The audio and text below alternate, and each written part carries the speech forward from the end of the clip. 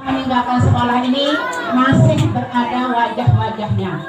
Terima kasih Pak Komite yang telah mendampingi adik-adikku atau anak-anakku mungkin yang sudah jadi guru. Ini sudah, kalau adik-adik mungkin satu dua, kalau anak-anak saya mungkin ini seperti ini gurunya itu anak saya juga bisa juga mengabdi. Alhamdulillah kita bisa mencetak, kita bisa membentuk peserta didik yang siap mau mengabdi di masyarakat. Nah, inilah yang beruntung dan bersyukur di sini bahwa pembangunan ini jangan sampai di sini.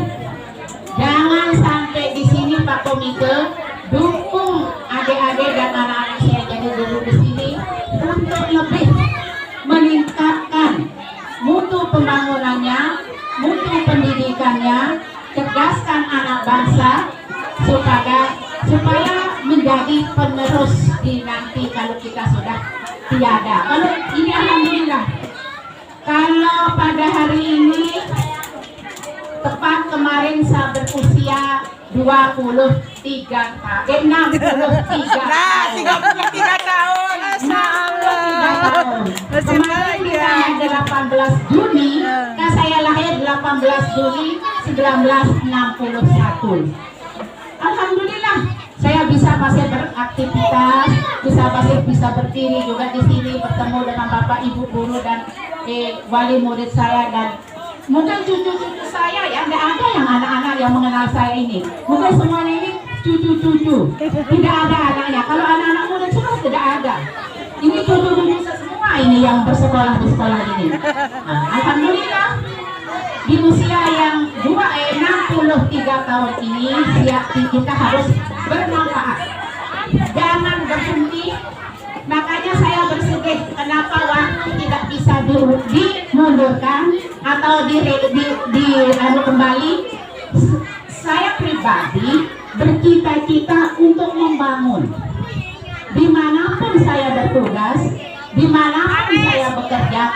Kemarin itu alhamdulillah semua sudah mempunyai perubahan, terutama di bidang pendidikan bisa kita majukan, di bidang pembangunan fisik sekolah. Alhamdulillah dulu sekolah ini baru saya datang tahun berapa itu, masih dia pagarnya pakai buntas ya Pak Komite ya, itu tidak punya gerbang.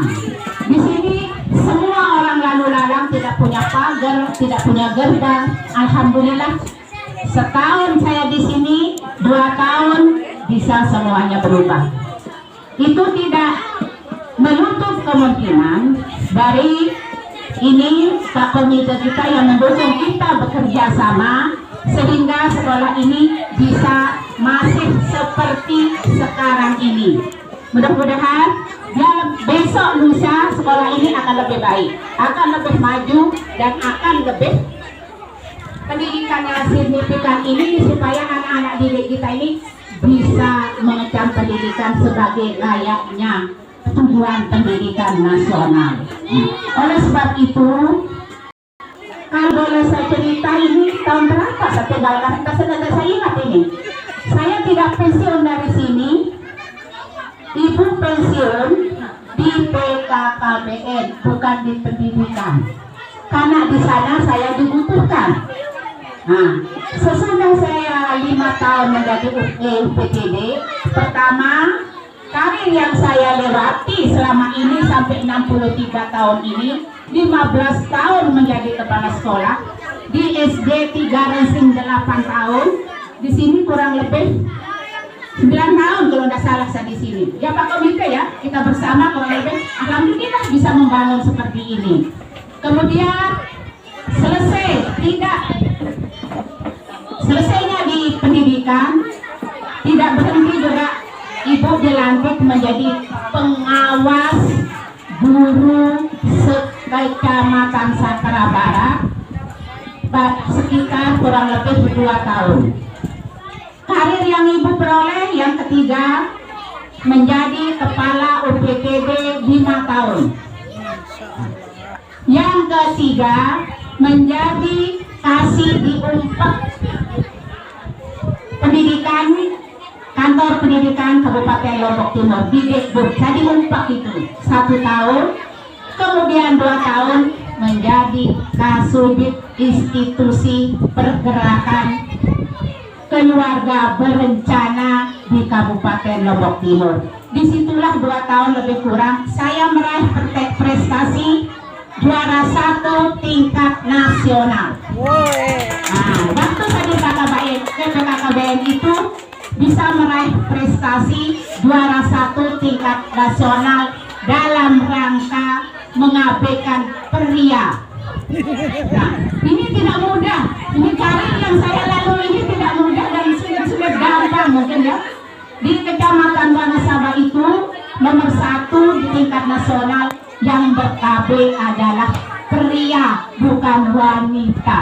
Nah ini yang sangat bagi karir saya itu, alhamdulillah, mudah-mudahan adik-adik saya ini yang jadi guru di sini tidak sampai di sini karirnya. Insya Allah, asal kita mau berjuang, insya Allah itu karena ridho Allah, karena didasarkan keikhlasan dalam mengabdi, tidak ada lain. Jangan merasa terpaksa, jangan merasa dipaksa menjalankan tugas. Itu kita jalani apapun yang kita ditugaskan oleh negara. Waktu saja begitu diumpat 1 tahun, dilantik menjadi Kasubit Institusi Pergerakan di kantor PKKBN Kabupaten Lombok Timur, kaget juga. Jam 1 malam di WA, di telepon, harus besok pagi dilantik menjadi kabit. Saya takut apanya? Ilmunya. Kan di PKKBN itu tidak sama ilmu dengan mendidik dan mencerdaskan anak bangsa. Tapi jangan patah semangat, belajar, dan belajar. Akhirnya kurang lebih 2 tahun saya bisa meraih prestasi juara 1 tingkat nasional. Saya itu sempat bersama Presiden di Jakarta, sempat bersama Gubernur Banten, karena lokasinya di Banten waktu itu. Selama 10 hari saya di Jakarta, alhamdulillah banyak ilmu-ilmu yang kita dapati. Nah itulah yang saya sarankan kepada adik-adik saya dan anak-anakku sekalian. Jangan sampai pernah mengeluh, jangan sampai sekarang kan beda anak-anak didik dengan yang dulu. Kalau dulu anak-anak didik itu tidak pegang HP ya, sekarang semuanya ber-HP. Inilah tantangan global yang ibu guru dan bapak guru hadapi. Harus sabar. Global ini tidak bisa dipungkiri. Anak-anak itu sudah tidak bisa dicegah memegang HP. Nah itulah peran serta orang tua di rumah ya, supaya anak-anaknya waktu belajar, supaya diberikan waktu untuk belajar. Nanti kasih dia hiburan untuk memegang HP barangkali setengah jam sehari. Jangan dari pagi sampai malam sampai pagi, akhirnya pendidikan dan pelajarannya tidak dilaksanakan. Ini peran serta orang tua. Saya pesankan kepada wali murid saya, tolong bantu bapak ibu gurunya di rumah, bagaimana dia anak-anak ini bisa mengikuti apa yang disarankan pelajaran yang diberikan oleh bapak ibu guru. Ini harapan kami, harapan saya pribadi. Alhamdulillah, jangan pesan saya sekali kepada bapak ibu guru, karir itu tidak susah, karir itu gampang. Ibu tidak pernah bermimpi jadi pejabat A, tidak pernah bermimpi menjadi pejabat E, B, C, itu tidak pernah. Tiba-tiba saya dilantik dan dipanggil untuk pelantikan. Tidak pernah bermimpi menjadi kabit, tidak pernah bermimpi menjadi kasubag, tidak pernah bermimpi. Nah inilah keikhlasan bapak dan ibu guru. Harus ikhlas, harus ikhlas. Itu kuncinya dalam menjalankan tugas. Ikhlas kuncinya nomor 1. Misalnya pagi kalau sudah mau berangkat ke sekolah, tinggalkan dulu kebutuhan dan kepentingan keluarga. Ikhlaskan untuk mengabdi. Ini akan mendapat balasan yang lebih baik dari Allah. Nah ini, saya tidak pernah bermimpi menjadi itu, begini, tiba-tiba kaget dilantik, dapat undangan dilantik. Alhamdulillah. Kenapa? Pertama saya mengabdi di sekolah ini yang kedua mungkin tadi. Ini jadi kepala sekolah yang tempatnya yang kedua. Yang pertama di Resimba, di SD 3 berapa sekarang misalnya? SD 1. Sekarang menjadi SD 1 Resimba karena desanya sudah mekar. Di situ juga lebih parah. Di belakang bersatu dengan masyarakat. Rumah-rumah itu masuk ke sekolah. Kotoran-kotoran masyarakat itu masuk ke sekolah. Bagaimana kita berjuang? Bagaimana kita berusaha untuk membuat sekolah itu anak didik kita nyaman, guru-guru kita nyaman. Nah inilah yang saya tekankan sekarang kepada adik-adik saya dan anak-anak saya jadi guru. Korbankan waktu untuk mengikut sertakan andil di dalam pembangunan sekolah. Pembangunan ini bukan saja kita membangun Pak Komite, bukan membangun masjid ya, bukan membangun pesantren, bukan membangun pondok pesantren. Sekolah ini juga amal jariah. Amal jariah betul-betul kita ikut. Oh apanya yang baru kita ikut pada anak-anak. Saya di sini dulu kalau boleh cerita ya, saya jadi tukang sapu. Nah, gurunya saya suruh ngajar, masuk. Bu guru belum bersih, nanti saya bersihkan. Tukang sapu, tukang seduk burung, akhirnya supaya bisa dicontoh oleh adik-adikku dan anak-anakku sekalian. Dulu pohon beringin itu besar, kotorannya tiap hari harus dibersihkan. Ada tamu, ada pemeriksaan, itu harus siap. Guru-guru jangan merasa gengsi, akan berseragam, tidak bisa seperti itu. Harus.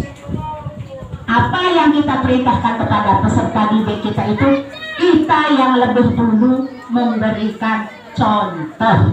Jangan berikan contoh dengan suara. Itu satu anak tidak akan mendengar. Ikut serta terlibat.